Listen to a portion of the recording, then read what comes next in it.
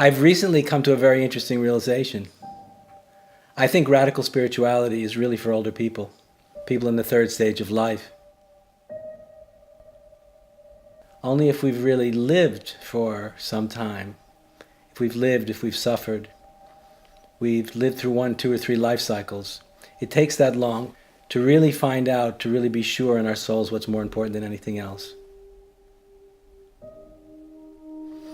If we are serious about spiritual awakening and we actually seriously intend to become an enlightened person, we have to be deadly serious and we have to know what's more important than anything else.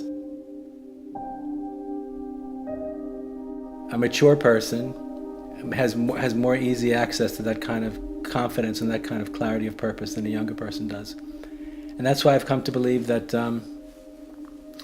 that truly radical spirituality is more really suited for older people like you and me, people in their late 40s, 50s, and early 60s. And I also have thought a lot about what this means about culture and the evolution of culture. You know, postmodern culture tells us that the most important time in our lives is when we're in our 20s and our 30s, maybe our early 40s. But the message we get is when we reach 50, it's kind of downhill until we slip and slide out into oblivion. But what if we began to see that the third and maybe even the fourth stage of life was a time of enormous opportunity, the opportunity to go more deeply into our own spiritual potential, an opportunity to activate and cultivate our own spiritual potential than in an earlier time of our life. Because in an earlier time of our life, we're very busy with our careers, with our relationships, with our children, with the idealistic dreams of youth. And understandably, we're very consumed with actualizing all of them. But someone like the Buddha was preaching was truly radical. He was interested in people giving everything to this path. I've always felt the same way. I felt if we really want to do this, if we want to go very deeply, we've got to give everything to it. And it seems obvious to me that the later stages of our life, from a practical point of view, there are many more of us who are in a position to actually be able to do that. If we come to this path after we've lived a fairly significant amount of time, and as a result of that we really know what's more important, it's my firm belief that we'll be able to give so much more to it than a younger person in general would be able to do. I imagine that a lot of you who are listening to me have been on the spiritual path for a very long time. But that means that you still believe that enlightenment is real, which is incredibly positive because, you know, for most people they kind of believe in what the Buddha was pointing to maybe for a few years in our early part of our life, and we allow ourselves to experience a spiritual idealism, a utopian idealism, the promise of paradise, the promise of profound and extraordinary liberation, the promise of higher states of consciousness that reveal the ultimate depths of the mystery that lies beyond life and death. But believing that such a profound realization is actually attainable usually doesn't last for very long, and a lot of people, most people sooner or later give up and become quietly cynical. Along the way, and it's very understandable, you may have given up on yourself and your own potential to do this without even being aware of it.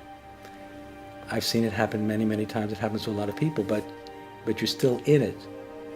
And so a lot of us, and this may be your experience, I don't know, a lot of people end up in a process of perpetual seeking. It almost becomes a way of life.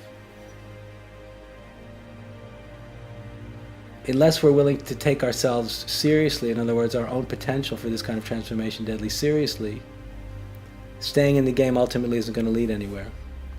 I'm sure you've done all kinds of things, been with all kinds of teachers, done all kinds of practices. But if you're still seeking, it means you haven't really found what you were looking for yet. And believe me, when you find what you're looking for, it changes everything. It's not the end of anything, it's the beginning of a whole new life. And I really mean that with all my heart. A completely different life that is pregnant with meaning and purpose, spiritual and metaphysical context, the palpable living reality of consciousness that's been liberated and become self-aware. It changes everything. Those of us in the third stage of life, and also those of us in the fourth stage of life, may be a lot closer to this possibility than we actually think.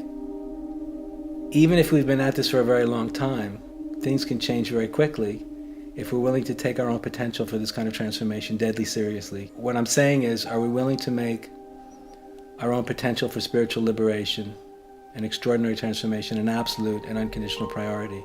Are we willing to put it first, without compromise and without excuses? Are we willing to assume the attitude and the intention of the Buddha himself that he expressed when he sat down under the Bodhi tree and he boldly declared, "I will not get up until I'm enlightened"? If we're willing to bring that kind of attitude, that kind of profound, awakened and inspired intention to our own development, the past becomes irrelevant, and whatever has happened in our past doesn't really matter anymore, because we know what we want, and we're bringing a kind of love to this process and a conviction. Are we willing at this point in our lives to take on conditional responsibility for ourselves? Because that's obviously first and foremost for anybody who wants to be free, and wants to be free in a context of spiritual integrity.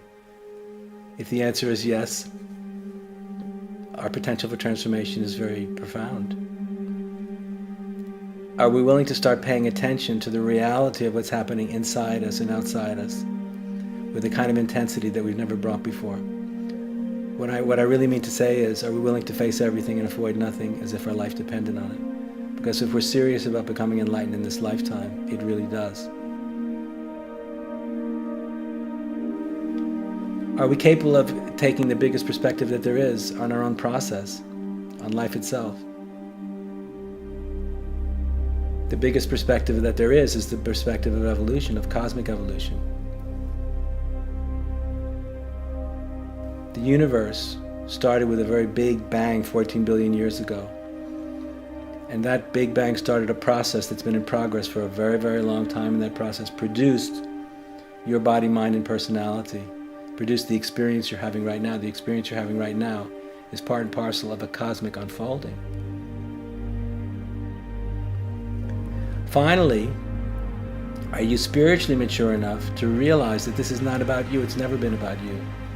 The universe itself is trying to awaken through you. That's really what's happening here. The energy and intelligence that created the universe and is creating the universe and that caused the universe to come into existence is trying to become more conscious.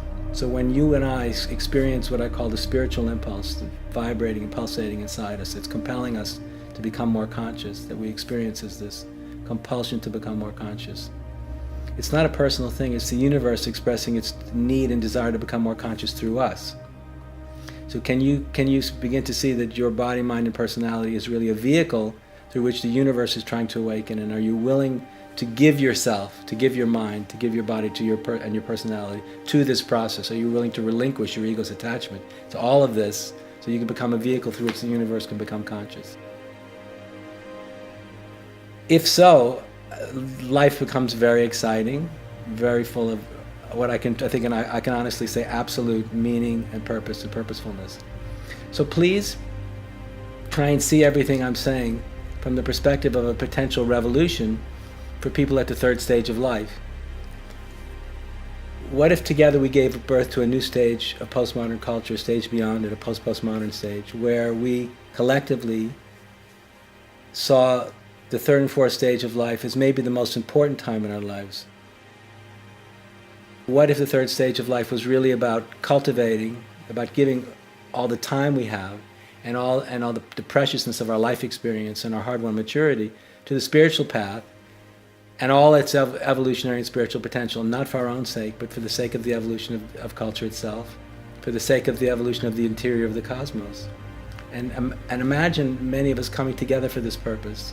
Imagine what we could do, what we could bring to the world. And imagine how much dignity, meaning, and purpose we could bring to the third and fourth stage of life, the most thrilling and exciting time to be alive. Again, not just for us, but for everyone else. So this is what turns me on, this is what excites me, this is what thrills me, this is what I'm living for. I'm very serious about this, and if you're interested in hearing more about what it means to embrace a truly radical spirituality for everyone else's sake at the most important time of your life, please take my webinar, and I'm going to speak a lot more about this. I hope you'll join me there. I look forward to seeing you.